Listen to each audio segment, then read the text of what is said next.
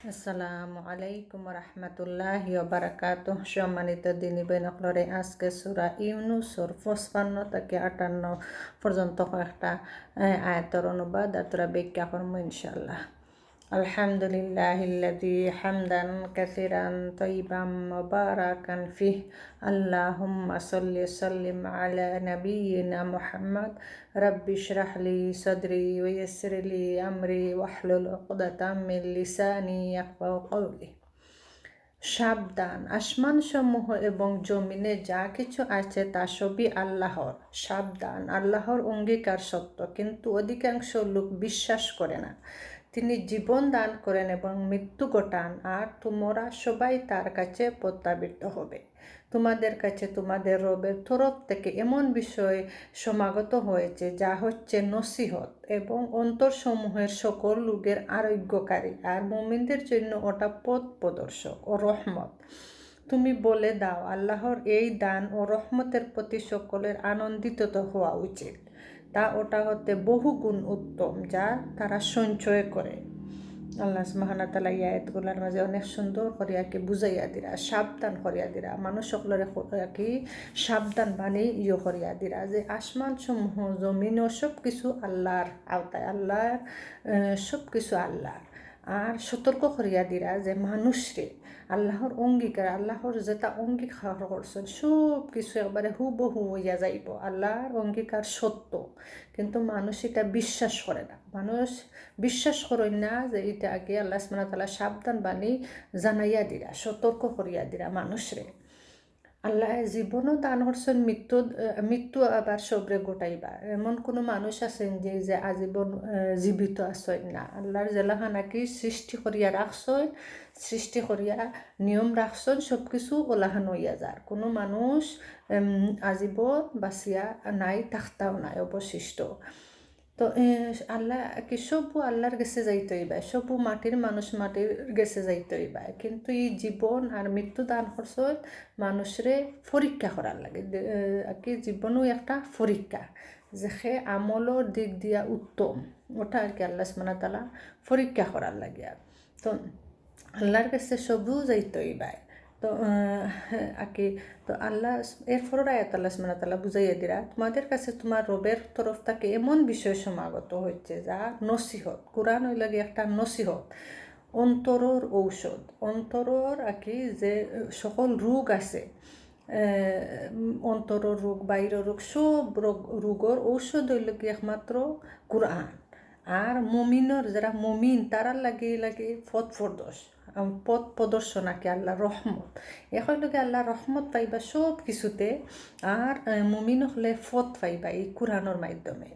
তো নবীরা একে কইরা বলে দাও, আল্লাহরে এই দান, আল্লাহ যে একটা কোরআন দান করছো, এটা পাইয়া সবর আকি খুশি হওয়া উচিত, আনন্দ হওয়া আকি উচিত মানুষের।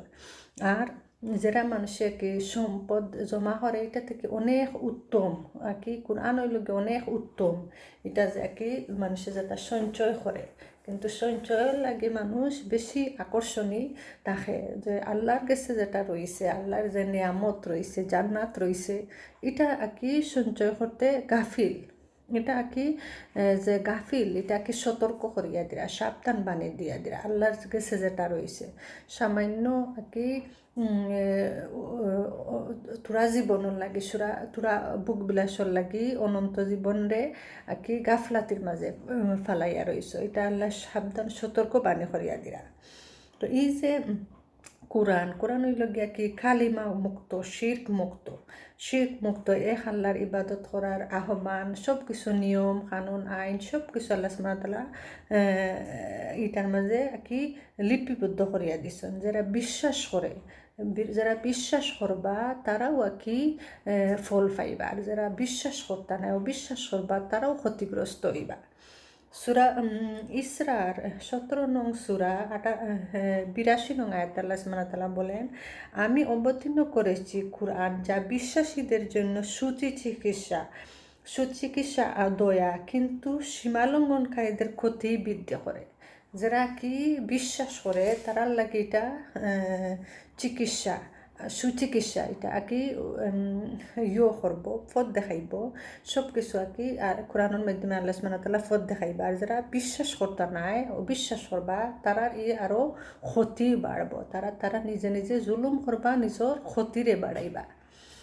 41 নং সূরা, সূরা ফুসসিলাতর 44 নং আয়াত আল্লাহ সুবহানাহু ওয়া তাআলা বলেন, মুমিনদের জন্য ইহা পথ নির্দেশ ও বেদির প্রতিকার। যারা মুমিন তারার লাগি তৈল গিয়া পথ নির্দেশ। আর বেদির যে বাদ খাম তাকি বাছাইয়া রাখবো, যে একলগে পথ দেখাইব আর বাদ খাম তাকি বাধা প্রদান করব একমাত্র কোরআন।